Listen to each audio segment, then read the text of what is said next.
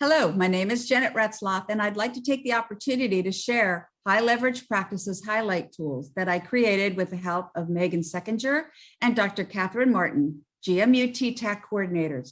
This collaborative effort has resulted in the development of what I think are 22 very informative tools to help new teachers, administrators, and those just getting started with high leverage practices. And speaking of getting started, let's do just that. I'd like to provide a little background regarding high leverage practices.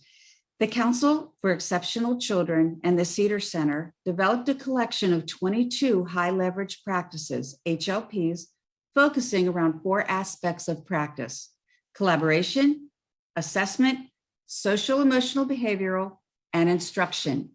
These practices address the most critical practices that special educators, new teachers, and general educators should master and implement with students to improve student outcome in the classroom. Dr. Michael Kennedy, Associate Professor and Special Educator Coordinator at UVA, is a contributing author for HLPs and provides incredible videos, workshops, leadership guides, checklists, and resources that you can find on the HLP website. I recommend you take a look at everything that is offered as you learn more about HLPs. I also recommend that you check out the website highleveragepractices.org for additional information, resources, and videos pertaining to these 22 practices. Now I'd like to introduce the highlight tools, the rationale pertaining to why they were created and how they can help educators implement high leverage practices in their classrooms with teams, parents, and other stakeholders. One of the positive outcomes of COVID was the opportunity for me to think about how valuable time was to teachers as they tried to navigate the world of virtual instruction, and how precious every minute was and how little time they had to research, attend professional development trainings, and find ways to learn, improve, implement instructional strategies with their students. I've been involved with training educators on HLPs the last couple of years and felt that they were so meaningful and valuable that I wanted to think of a way for teachers to learn about them, but wouldn't have to do a lot of research or digging. So I came up with a 2-page highlight tool for every HLP that condenses the information of each practice into sections designed to guide you through implementing the practice in your educational setting. Each tool takes approximately 30 minutes to review, helping you to learn the basics of the practice and give a good foundation for discussion, collaboration, and implementation. Think of these tools as a form of mini lesson to help get you familiarized with the practice and its components. Here is an example of one of the highlight tools. This tool refers to HLP 16, use explicit instruction. The first section, titled "Here's What It Is," identifies the main components of each practice and information regarding key terms and traits. There are usually 5 to 6 bulleted items in this section. The section below this, titled "When Do I Use It?" identifies the times you would consider using the practice to implement depending on the circumstance. It would be a good idea in this particular practice. You will notice that when you have these concerns, it would be a good idea to try and implement some form of explicit instruction. The section below this, titled "Here Are the Key Elements," provide bulleted suggestions along with video clips to help explain the concept in order to understand and clarify the statement. As you can see, you'll be able to access the video by clicking at the link on the bottom, thus saving time for looking for it. I think these videos are a great way to start discussions with teams or other educators and reflect on your practice and how this might look in your classroom. The first section on the top right-hand side is titled "Here's What It Looks Like." This section provides additional videos of the practice to help guide you to shared understanding for implementation.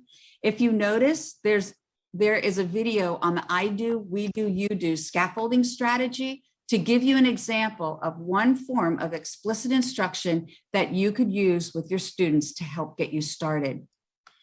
Beneath this section, you will find resources to extend learning, where you can click on links to access additional resources pertaining to the identified practice to dig deeper and get more information on the topic as your knowledge and understanding develop. The section at the bottom right-hand side is titled Suggested Activities. This section I thought would be very helpful because it allows you to get your feet wet with activities you can begin implementing in your classrooms. Some of the activities will come with links you can access to help get templates or graphic organizers depending on the practice. Each highlight tool also provides an HLP and action plan on the second page. The purpose of this plan is to provide you with one activity, set of guidelines, assessment tool, or other suggestion to begin implementing this practice into your instructional strategy. These action plans were designed to be used as a springboard for understanding and allow you to try it out with your students. As you can see, this particular activity is designed to familiarize teachers with the I do, we do, you do strategy for instruction by having you access the video and then design your own focused lesson by yourself or with teammates. Again, I want to emphasize that these tools are meant to be used as an introduction to high leverage practices and to get you started on implementation in your classroom. You'll notice that as you look through and begin utilizing these practices, that one practice can be interrelated with others. For example, HLP 16, use explicit instruction, is also related to other HLPs. 1, 4, 5, 6, 8, and most of the other instructional practices listed.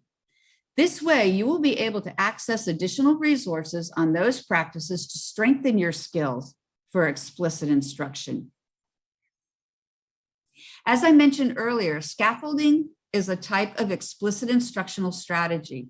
So you can access HLP 15, provide scaffolded lessons to obtain information on scaffolding and ways you can develop a scaffolded lesson in your classroom to support explicit instruction where it is needed. These tools have been introduced at trainings and workshops related to literacy, math, PBIS, co-teaching, and other related elements of instruction, and have received positive feedback on accessibility, content, information, and suggestions for implementation. I hope using these tools will help fortify your toolkit and build capacity in your educational setting. You will be able to find all of the HLP highlight tools on TTAC online.